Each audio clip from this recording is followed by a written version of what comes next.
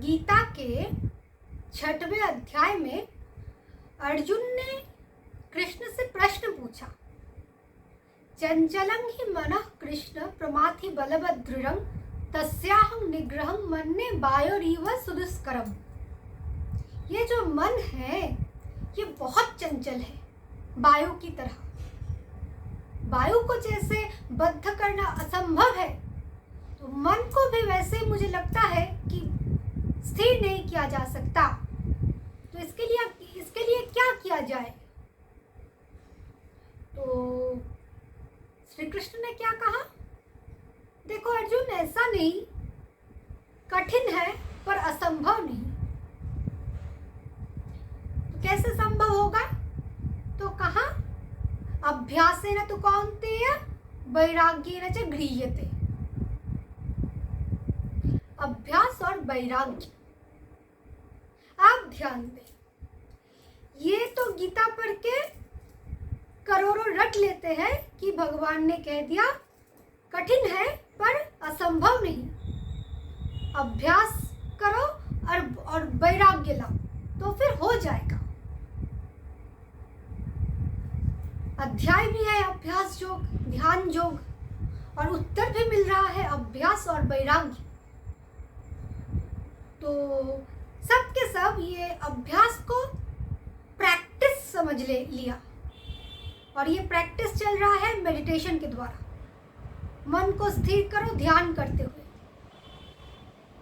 तो मैं कहती हूँ ये असंभव है। क्यों असंभव है? इसके लिए जो सुन रहे हैं वो जरा अभ्यास का अर्थ, जो प्रैक्टिस समझते हैं, उसे थोड़ी देर के लिए भूल जाइए। ये कोई मैथमेटिक्स नहीं कि प्रैक्टिस करना है।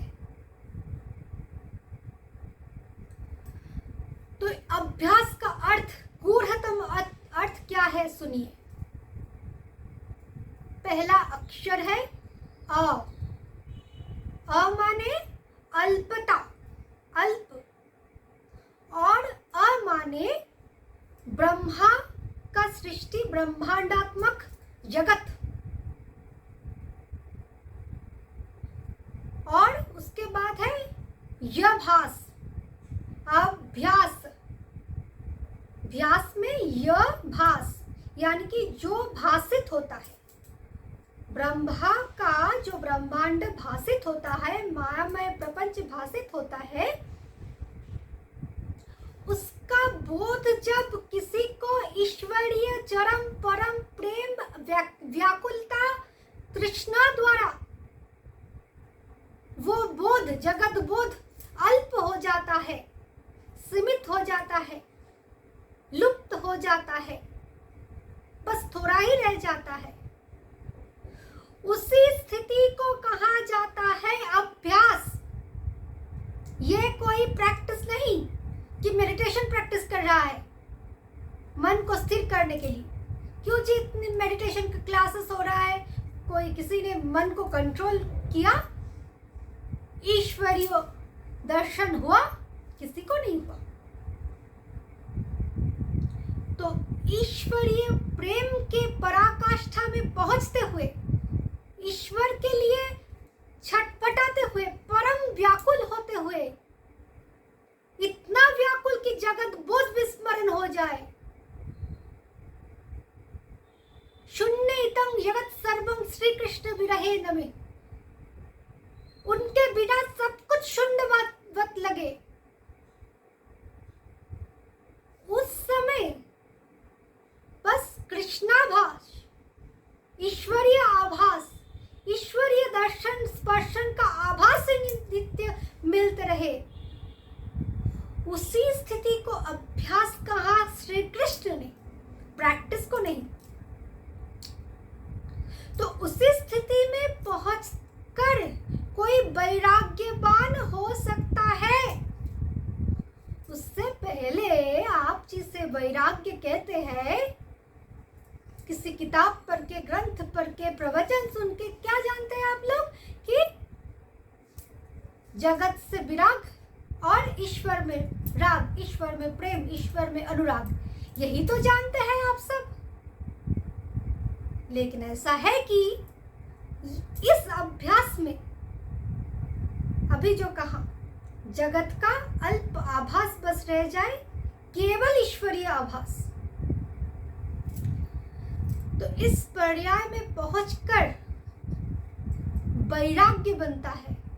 वो वैराग्य कैसे मान लूं तब वैराग्य बनता है?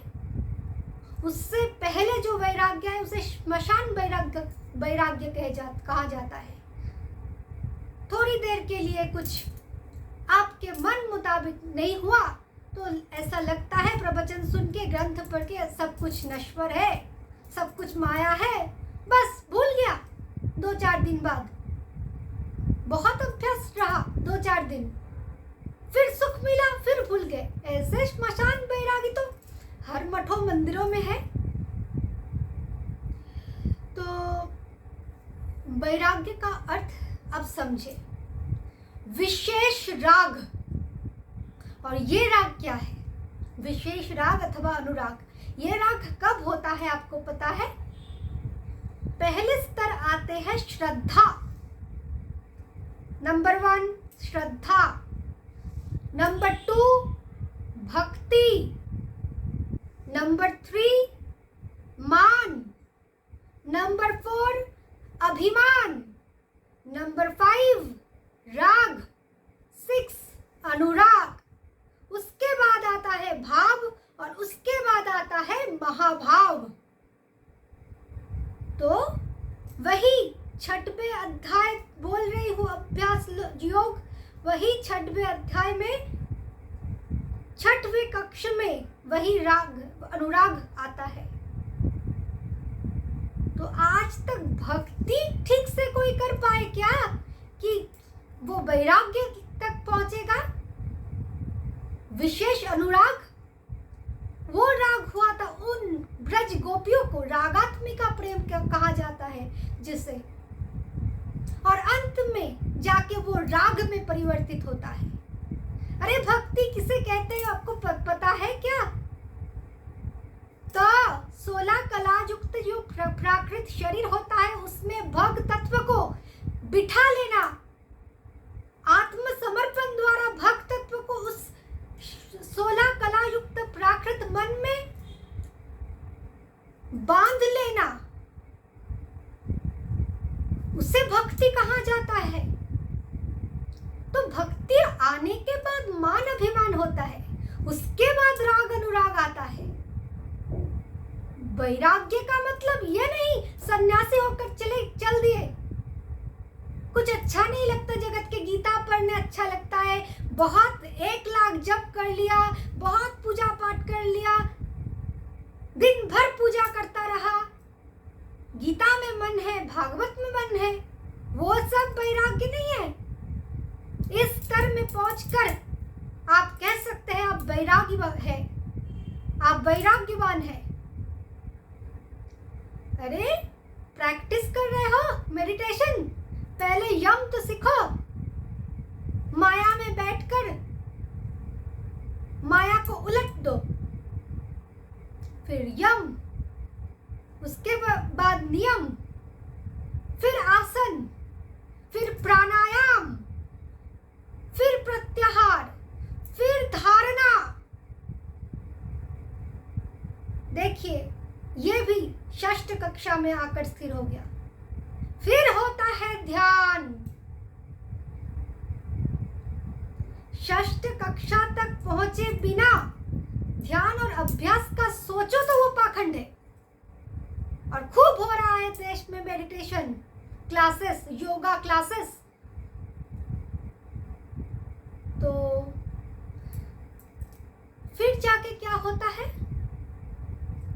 उस 6ठ कक्षा में पहुंचने के उपरांत किसी अर्जुन श्री कृष्ण से पूछ सकते हैं क्या किया जाए, बताइए मन को आप में स्थिर करने के लिए।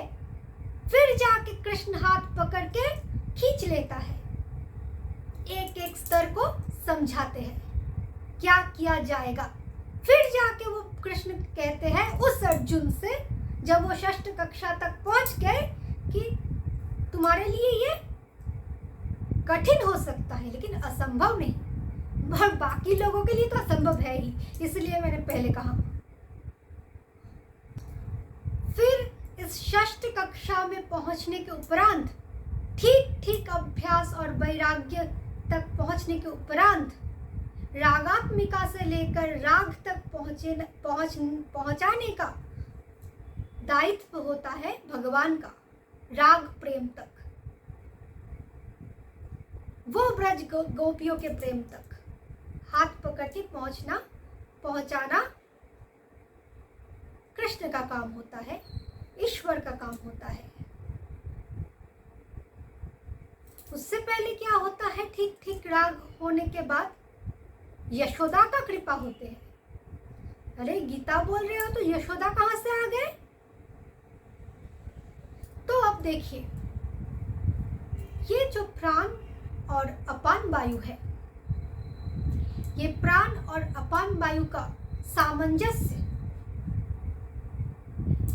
इसका उत्तरदायित्व है यशोदा पर। इसीलिए क्या करते हैं, प्राण को प्राण वल्लभ में स्थिर कराने के लिए यशोदा उस साधक दहराकाश में उस कृष्ण को बांधते हैं,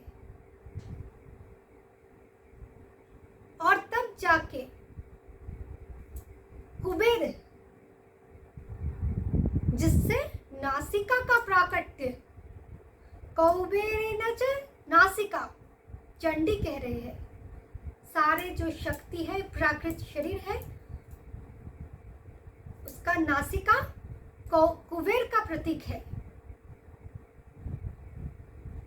जो प्राण और अपान का संचालक है।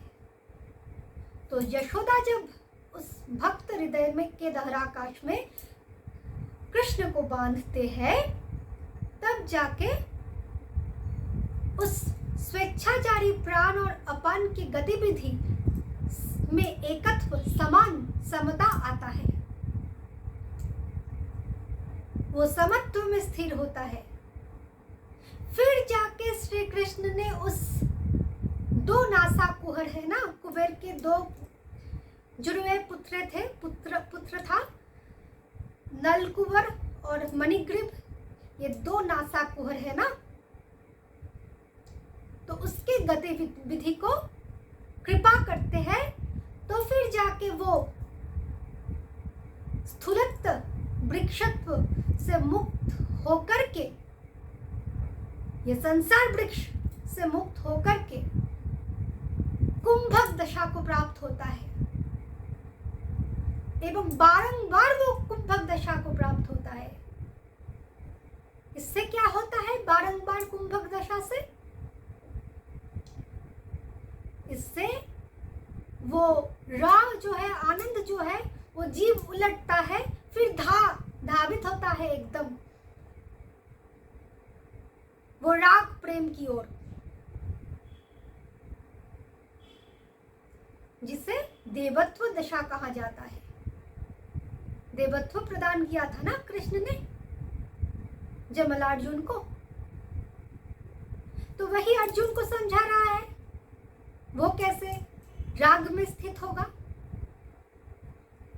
तो ये पूरा गहरी तत्व मैंने बताई कि आप लोग जिस भ्रांत धारणा में जीते हैं, प्रैक्टिस करके, वैराग्य में प्रैक्टिस करके होता है, मेडिटेशन करके मन स्थिर किया जा सकता है। ये मेरा चैलेंज है, ये सब भ्रांत धारणा से बचे और जो गूढ़ तत्व है साधना करके इसका जो बीज है उसका पता लगाए। धन्यवाद।